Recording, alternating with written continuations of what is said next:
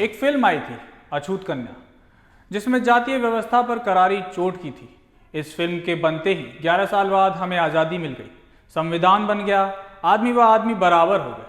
लेकिन आज़ादी के 78 सालों के बाद कभी आपने सोचा था कि इस देश में मुस्लिमों के लिए एक सोसाइटी बनेगी और उसमें हिंदुओं की एंट्री बैन हो जाएगी?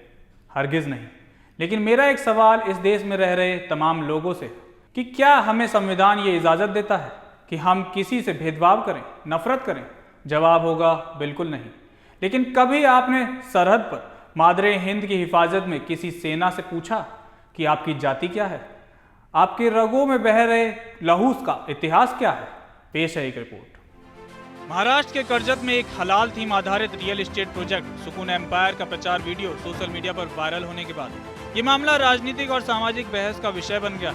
इस प्रचार को लेकर राष्ट्रीय मानवाधिकार आयोग NHRC और राष्ट्रीय बाल अधिकार संरक्षण आयोग NCPCR दोनों ने कड़ा संज्ञान लिया है। NHRC ने इसे गंभीर मामला मानते हुए महाराष्ट्र सरकार को नोटिस जारी किया है और 2 सप्ताह के भीतर विस्तृत जांच रिपोर्ट सौंपने का निर्देश दिया है। वहीं NCPCR के अध्यक्ष प्रियांक कानूनगो ने इस वीडियो को साझा करते हुए इसे राष्ट्र के भीतर राष्ट्र की अवधारणा से जोड़ते हुए सरकार से कड़ी कार्रवाई की मांग की है।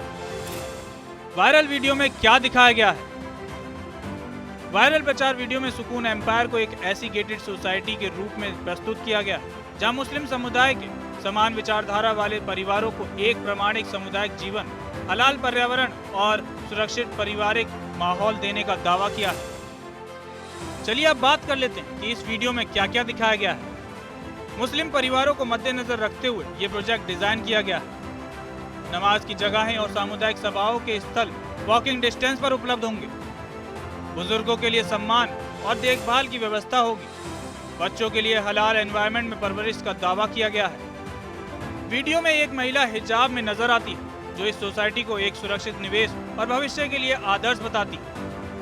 मुस्लिम समुदाय के लिए विशेष स्कीम। इस प्रोजेक्ट को रिफाई स्ट्रक्चर सॉल्यूशंस प्राइवेट लिमिटेड द्वारा डेवलप किया जा रहा है, जो इससे पहले सुकून रेजिडेंसी प्रोजेक्ट भी बना चुकी है।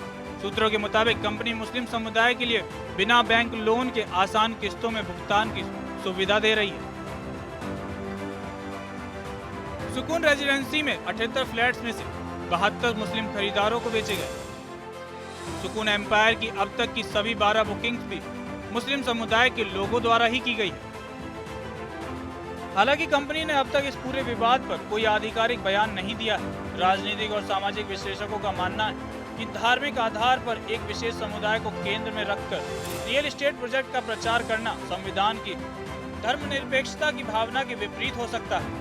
विपक्षी दलों और सोशल मीडिया यूजर्स ने इस प्रचार को भेदभावपूर्ण, सांप्रदायिक और सामाजिक एकता के खिलाफ बताया और अब ये देखना महत्वपूर्ण हो कि महाराष्ट्र सरकार NHRC और NCPCR के नोटिस का क्या जवाब देती है और क्या ये प्रोजेक्ट धार्मिक आधार पर भेदभाव के आरोपों की जांच में दोषी पाया जाता है। लिहाजा मुंबई में सुकून एम्पायर नाम की एक सोसाइटी बन रही है जिसमें हिंदुओं का आना जाना मना है। लेकिन कौन कहता है हमारे देश में ऊंच नीच खत्म हो गई, भेदभाव खत्म हो गया, आदमी व आदमी बराबर हो गए? क्योंकि वासुदेव कुटुंबकम की वेद की कल भी एक फरेब थी, आज भी एक फरेब है।